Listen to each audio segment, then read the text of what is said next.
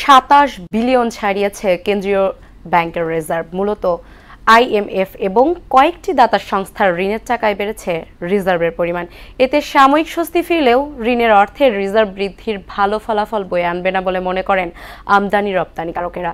তবে শুধু বৈদেশিক ঋণে নয়, রেমিটেন্স ও রপ্তানি বৃদ্ধির কারণেও রিজার্ভের পতন রোধ করা সম্ভব হয়েছে বলে জানালেন কেন্দ্রীয় ব্যাংকের deputy governor doctor Habibur Rahman. Reza খানের বিশেষ প্রতিবেদন। আইএমএফের ঋণের তৃতীয় কিস্তি ১.১৫ বিলিয়ন এবং উন্নয়ন সহযোগী দক্ষিণ কোরিয়া, আইবিআরডি এবং আইডিবির ৯০ কোটি সহ $২০৫ যোগ হয়েছে রিজার্ভে। এতে দেশে গ্রস রিজার্ভ $২৭.১৫ বিলিয়ন। যদিও আইএমএফের হিসাব পদ্ধতি বিপিএম ৬ অনুযায়ী $২২ বিলিয়ন ঘরে অবস্থান করছে রিজার্ভ। বৈদেশিক ঋণের সুবাদে রিজার্ভের পাল্লা ভারী হওয়ার বিষয়টিতে খুশি নন আমদানি রপ্তানিকারকরা। তাদের মতে সামগ্রিক অর্থনৈতিক প্রেক্ষাপটে নিজেদের সক্ষমতা বাড়িয়ে রপ্তানি বৃদ্ধিতে মনোযোগী হওয়া বেশি প্রয়োজন। আইএমএফ এর ঋণ এনে আপনি রিজার্ভ বাড়াবেন কেন?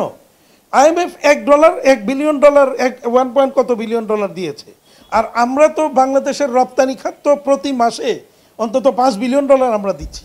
তো আপনি রপ্তানিটাকে আরো স্মুথ করেন, রপ্তানি বাণিজ্যকে স্মুথ করেন, তাহলে আইএমএফ এর ঋণ প্রয়োজন হবে না। যদিও বাংলাদেশ ব্যাংকের ডেপুটি গভর্নর বলছেন, শুধু ঋণে নয়, নীতি সুধার এবং রেমিটেন্স ও রপ্তানি বৃদ্ধি সহ তাদের নানা উদ্যোগে রিজার্ভের পরিমাণ বেড়েছে। শুধুমাত্র বৈদেশিক ঋণের কারণেই রিজার্ভ বেড়েছে, সেটা বৈদেশিক ঋণ কিছুটা হেল্প করেছে, তবে এর পেছনে আমাদের পলিসি ইনিশিয়েটিভ ছিল, আমাদের কার্যক্রম ছিল। সেই কার্যক্রমের ফলাফল হিসেবে আমরা কিন্তু রিজার্ভের পতনটাকে বন্ধ করে রিজার্ভের বৃদ্ধির যে একটা প্রবণতা সেটা সৃষ্টি করতে সফল হয়েছে।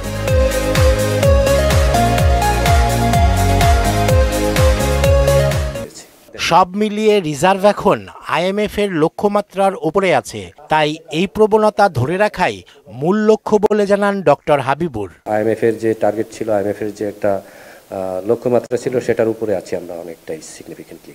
রেজা খান, মোহনা সংবাদ, ঢাকা।